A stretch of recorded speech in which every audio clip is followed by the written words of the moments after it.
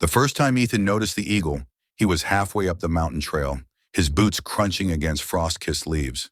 The air was sharp, biting at his skin, but he welcomed it. These hikes were his only escape from the noise of the world, the endless demands of work, the fractured remains of his marriage, the grief he still carried from losing his father. But that morning something felt different. A shadow passed overhead, stretching long against the rocky terrain. Ethan looked up, squinting against the morning sun, and saw it. A golden eagle, its wings outstretched, gliding effortlessly through the crisp Montana sky.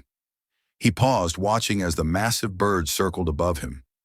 Eagles weren't unusual in these mountains, but this one, it wasn't just passing by, it was following him. Ethan shook off the strange feeling and kept moving. The solitude of the mountains had a way of playing tricks on the mind. But the eagle returned, again and again.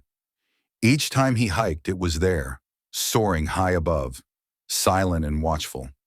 At first, he convinced himself it was coincidence, then maybe curiosity. But as the weeks passed, he could no longer ignore it. This eagle wasn't just watching, it was waiting. Then one bitter morning, the eagle came closer. Ethan was resting on a ridge, staring down at the frozen lake below, lost in thought.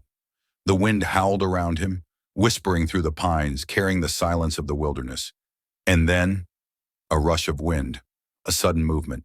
Ethan turned just in time to see the eagle swooping down, its massive wings spread wide. For a split second, instinct screamed at him to move, to duck, to shield himself.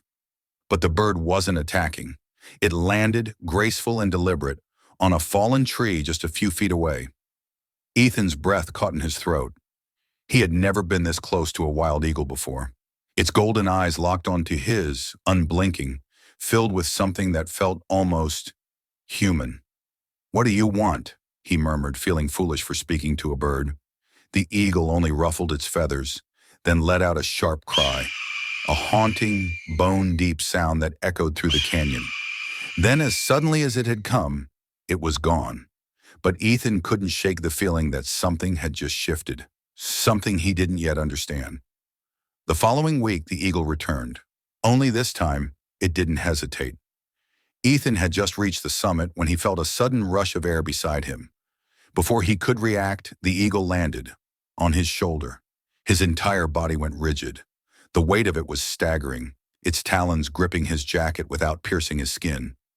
He could feel the warmth of its body, the steady rise and fall of its breath. And then, it dropped something, a scrap of fabric, weathered, torn. Ethan's fingers trembled as he picked it up. It was damp, frayed at the edges, smelling faintly of earth and time. His chest tightened as he slowly unfolded it.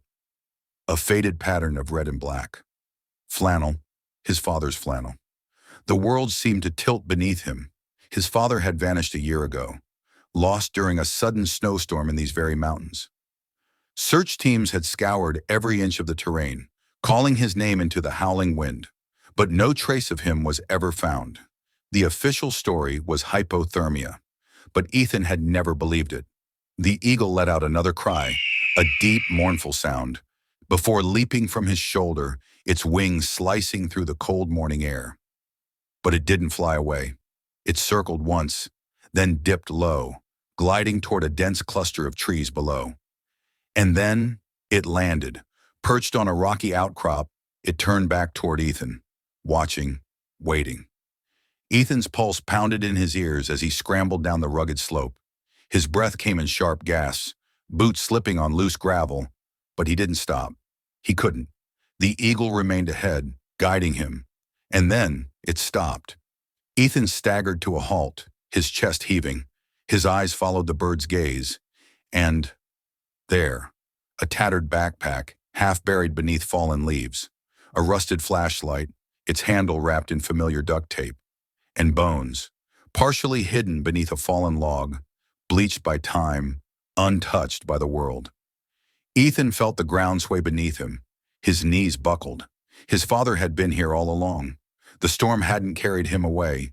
He had fallen, trapped by the wilderness, lost just out of reach of those who had searched for him. A raw, aching grief tore through Ethan's chest.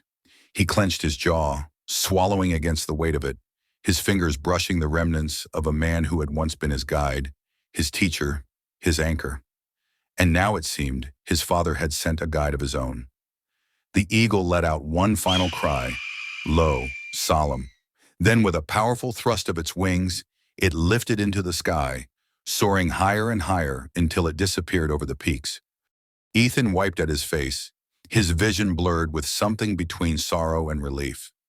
The eagle hadn't just been watching him, it had been leading him, carrying a message across the divide between the living and the dead. And now, at last, Ethan understood.